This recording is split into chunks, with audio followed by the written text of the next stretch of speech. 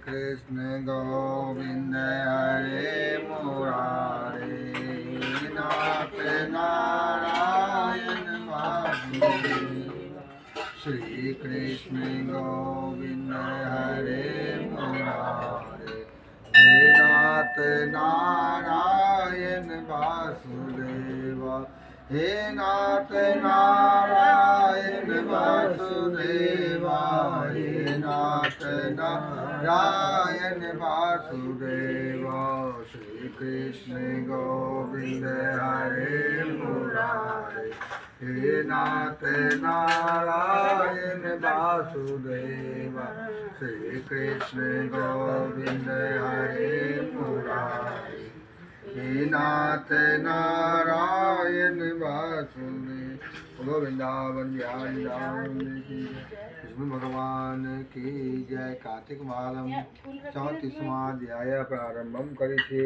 हरि ओम नारायणं नमस्कृत्य नरं चैव नरोत्तमं देवं देवमुदीरये। तब क्या करते हैं, ऋषि गणों ने श्री सूत जी से कहा, हे सूत जी, पीपल के वृक्ष शनिवार को छोड़कर सप्ताह के बाकी दिनों में क्यों नहीं पूजा जाता है।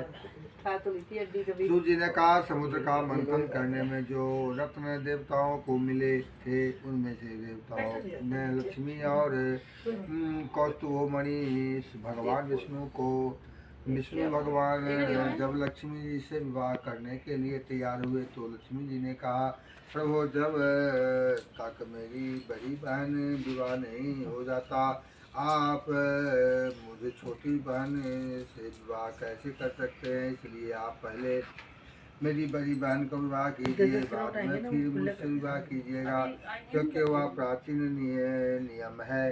सूत जी बोले, लक्ष्मी जी के ऐसे वचन सुनकर भगवान विष्णु ने लक्ष्मी जी का बड़ी बहन का विवाह उद्दालक ऋषि के साथ कर दिया हुआ।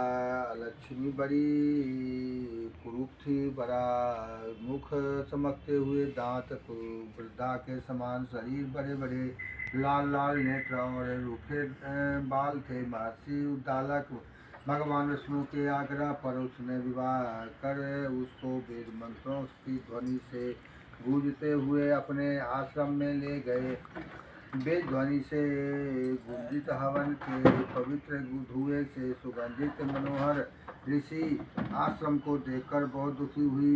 उसने महर्षि उद्दालक से कहा, उस उद्दालक वेद ध्वनि में हो रही है, अतः यह स्थल मेरे रहने के योग्य नहीं है, अतएव तुम मुझे इसी दूसरी जगह पर ले चलो। उसकी बात सुनकर महर्षि उद्दालक ने कहा, तुम यहाँ पर क्यों नहीं रह सकती और तुम्हारे रहने के योग्य दूसरी जगह कौन सी है, यह मुझे बतलाओ। लक्ष्मी जी ने कहा, जहाँ पर वेद ध्वनि होती है, अतिथियों का सत्कार होता हो, यज्ञ आदि होते हो, उस स्थान पर मैं नहीं रह सकती। जहाँ पर पति पत्नी का आपस में प्यार हो, पितरों के निमित्त यज्ञ होते हो, देवताओं का पूजन होता हो, वहाँ पर मैं नहीं रह सकती। जहाँ दिन रात पति पत्नी लड़ते रहते हो और जहाँ से अतिथि को लोग सदा निराश लौटते हो, जहाँ पर मूल्य पूज्य वृद्ध सत्य पुरुषों का मित्रों का अनादर होता हो, वहाँ पर मति कठोर वाणी बोल जाती है। जहाँ पर दुराचारी चोर परस्त्री गाय प्राणी रहते हो, जहाँ पर गौओं बद मद्यपान ब्रह्मत्या आदि पाप होते रहते हैं, वहाँ से प्रसन्नता पूर्वक निवास करती हूँ। सूत जी ने कहा, इस प्रकार लक्ष्मी के वचन सुनकर महर्षि उद्दालक का मुख मलिन हो गया। वह उस बात को सुनकर चुप रह गए।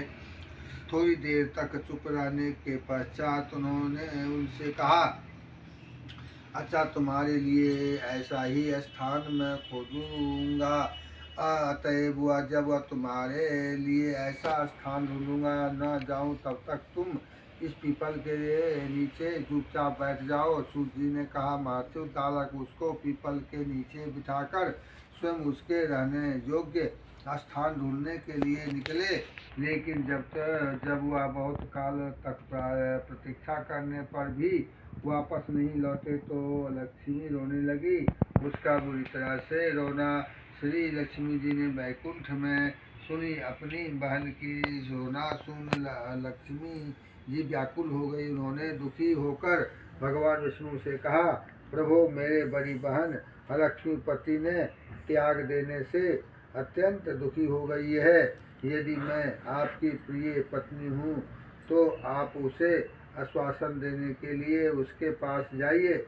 लक्ष्मी जी की प्रार्थना सुनकर कृपा सिंधु भगवान लक्ष्मी जी के साथ लेकर वहाँ पीपल के पास गए। उसके नीचे लक्ष्मी बैठी रो रही थी।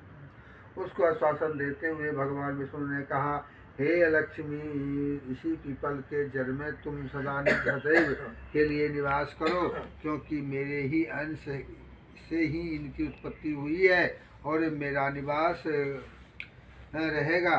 प्रतिवर्ष गृहस्थी लोग तुम्हारा पूजन करेंगे और यहीं इन्हीं के घर में तुम्हारी छोटी बहन लक्ष्मी निवास करेगी। स्त्रियों को विविध से प्रकार से उपहारों से तुम्हारी पूजा करनी चाहिए। मनुष्य को चाहिए कि वह पुण्य पुष्प धूप गंध आदि से तुलसी तुम्हारी पूजा करे, तभी लक्ष्मी उन पर प्रसन्न होगी।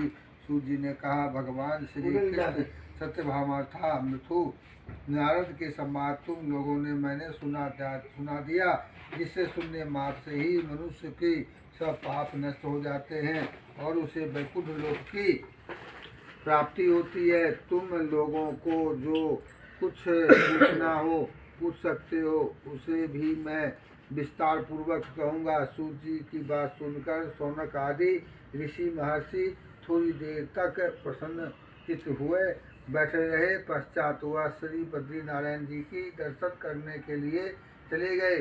जो प्राणी इस कथा को सुनाता है और दूसरों को सुनाता है, वह इस संसार में संपूर्ण सुख प्राप्त करता है। बोलो भगवान की जय।